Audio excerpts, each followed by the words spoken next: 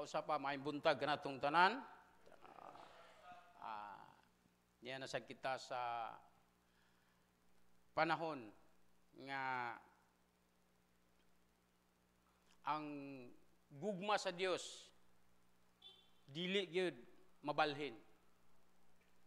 Ang yang pulong sa Dios naghisgot kini sa pagpatay kaniya.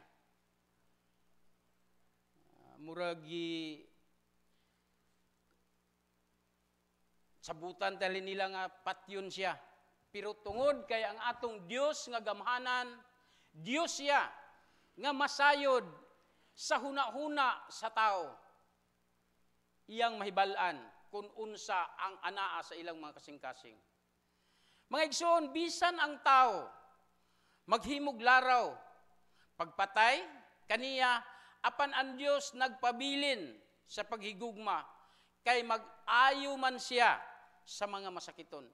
Bisan pa sa ilang pag-adumot kaniya, nasayod ang Dios nga adunay tao nga gusto nga mo huno sa iyang kinabuhi, apan tungod kay gamhanan ang atong Ginoo, iya pang gipakita ang iyang gugma. Niadtong mga katawhan nga nagmasakiton, iyang giayo ang ilang mga balatian. Apan bisan pa man sa kaayo sa atong Ginoo, aduna pa gyud mga tao nga gusto nga sila ang maoy muhari. Ang tao pag makadungog og sulti mga dili maayo, musinati musinta dayon, muaksyon dayon. Apan ang Dios wala. Nagpabilin lamang siyang matinud-anon. Bisan pa man sa mga pagsulay nga miabot sa iyang kinabuhi, nagpabilin siyang mahigugmaon sa tanan, mga igsoon. Apan ang Dios wala naghunong sa paghigugma kanato. Bisan sa atong mga kakulangon, bisan pa man nasayod ang Dios, usahay nga sa atong mga pulong nga atong malitok, wala na hisubay sa iyang kabubuton. Apan tungod sa dako ug tiunay nga gugma sa Dios, nagpabilin siyang matinud-anon kanato. Mga igsoon, sa atong ikaduhang pagbasa, atong nabasa nga bisan sa mga panahon, sa unang panahon, duna naging mga panghitabo nga mga gubat. Ato bitong makita sa FB karon sa istabo sa Israel ug sa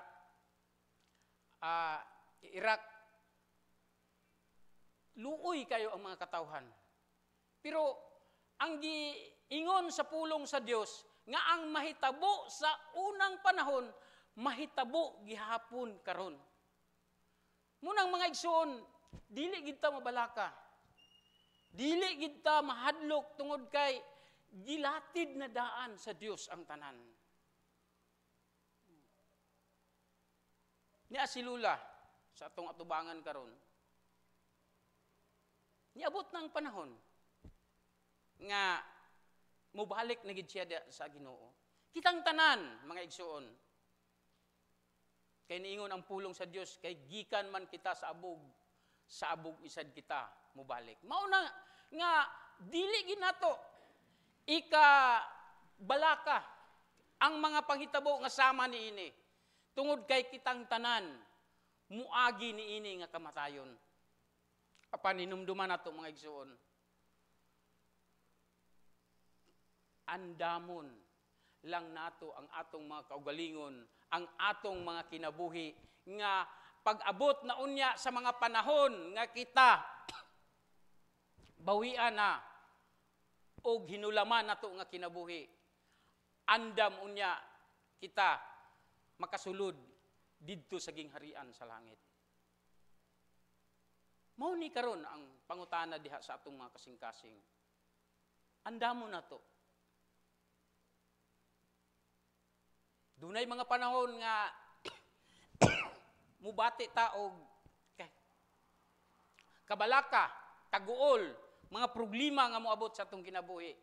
Hinumduman nato nga ang Dios wala malimot, wala siya na limot kun unsa ang atong mga problema sa kinabuhi. Andam siya mutabang kanato kung kita muduol, musalig, musampit kita kaniya tungod kay ang Dios nato nga gialagaran, gamhanan siya mga igsoon. Siya ang Dios nga nasayod sa tanan.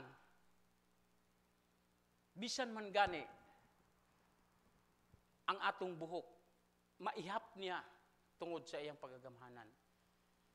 Bisan man gani ang mga mananap sa kabukiran, nahibawan, nasayran kana sa Ginoo kung pila kana kabuok, ang isda sa kadagatan nahibalaan kana sa Dios. Ngano? Tungod kay siya gamhanan sa nga tanan. Mao na mga igsoon, gidasig nako kita karon. Musalig kita sa Dios. Atong isalig kaniya ang tanan. Dunay mga problema nga moabot sa atong kinabuhi. Dunay mga pagsulay nga moabot sa atong kinabuhi. Apan, kung isalig lang nato sa Dios ang tanan, walay problema nga dili masulbad kung kita musalig og musampit kaniya. Mga igsoon, kung atong pamalandungan ang atong kinabuhi, gamay ra o unsa ka kagamay kayo tungod kay ang tanan katawhan sa tibuok kalibutan nasayran sa Ginoo kung unsa asa taman ang atong kinabuhi. Mao nang nagdasig ko kaninyo karon. Atong isintro ang atong mga kasing-kasing una-una diha lamang sa atong Dios nga atong gialagaran. Dios siya nga dili mupakyas kung kita mangayo og muduol kaniya. Dios siya nga nasayod kung unsa ang atong mga panginahanglanon, kung unsa ang atong mga problema diha sa atong kasing-kasing. Busa duol ta. Salig ta kaniya. Niingon siya, ana ako sa inyong pultahan. Nanuktok, aron kay pusulod ako sa inyong balay. Ato ba siyang pasudlon sa atong mga kasing-kasing? Mga igsoon, niini nga kabuntagon, nagdasig ako kaninyo, nga ang Dios nga atong gialagaran, dili mupakyas sa iyang saad. Palihog, manindog.